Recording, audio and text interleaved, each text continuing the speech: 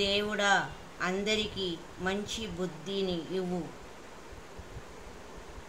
సృష్టి మాతృస్వరూపం కాగా సృష్టికర్తయగు భగవంతుడు పోషకుడై తండ్రి యగుచున్నాడు. సకలము వారి ఇరువురి నుండియే ఆవిర్భవించుటచే సహోదరత్వమును పొందుచున్నది. సృష్టిలోని జీవరాశులన్నీ ఆ దివ్య దంపతుల సంతానమే. సృష్టిలోని జీవరాశులన్నింటిలోనూ మానవుడు అతి ఉన్నతమైన స్థానమును ఆక్రమించి ఉన్నాడు. కారణము మనిషి, బుద్ధి, జీవి. మానవ జన్మకున్న విశిష్టత అతనికి ఉన్న బుద్ధియే కారణం. సాధారణంగా మనము మనసు, బుద్ధి అని రెండు చెప్పుకుంటాం. చంచలమైనది, ఆవేశం కూడుకున్నది మనస్సు. ఉద్రేకాలు దేనికి సహజ లక్షణాలు. బుద్ధి నిశ్చయాత్మకమైనది. మనస్సు ప్రధానమైనవాడు మానవుడు. స్థిమితం లేని మనస్సుతో మానవుడు ఆవేశాలతో కూడుకొని దూకుడుగా వ్యవహరిస్తూ సుఖం కంటే ఎక్కువగా దుఃఖాలని పొందుతూ ఉంటాడు.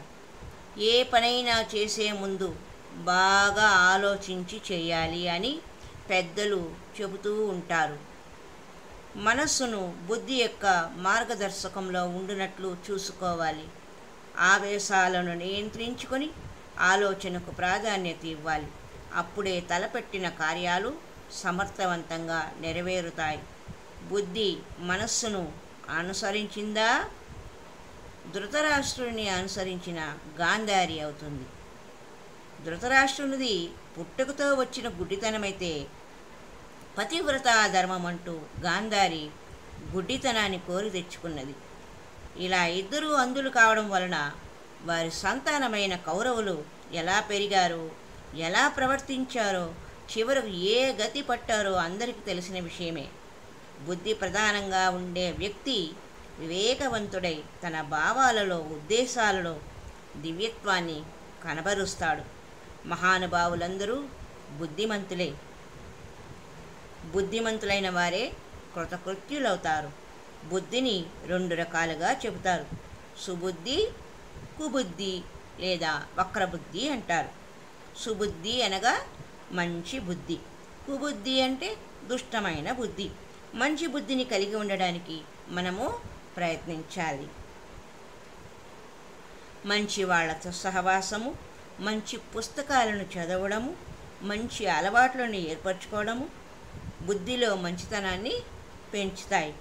అందరి మంచిలోనే మన మంచి ఉందని గ్రహించాలి. అందరూ ఆరోగ్యంగా, ఆనందంగా ఉన్నప్పుడే మనకు సుఖ సంతోషాలు కలుగుతాయి. ఇంటింటా దీపాలు వెలిగితే వీరంతా వెలుగుతో ఉంటుంది. సబుకో సన్మతి దే భగవాన్ అంటారు మహాత్మా గాంధీ గారు. ఆయన ప్రార్థనలో ప్రతిరోజు సబుకో సన్మతి దే భగవాన్ రఘుపతి రాఘవ రాజారామని ప్రార్థన చేసేవారు. అందరికీ మంచి బుద్ధిని ప్రసాదించమని ఆయన ఎల్లప్పుడూ భగవంతుని ప్రార్థించేవారు. అందరి బుద్ధిమంతుని లక్షణము చక్కని శీల సంపదే. చదువు ఎంత ఉన్నా సంస్కారం లేకపోతే ఆ చదువు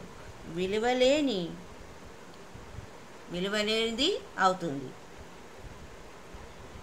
భగవంతుని అనుగ్రహంతో, గురుకృపతో మనమందరం మంచి బుద్ధిని కలిగిన వారమై మనము బాగుండి అందరి బాగుకు కృషి చేద్దామని ఈ నూతన సంవత్సర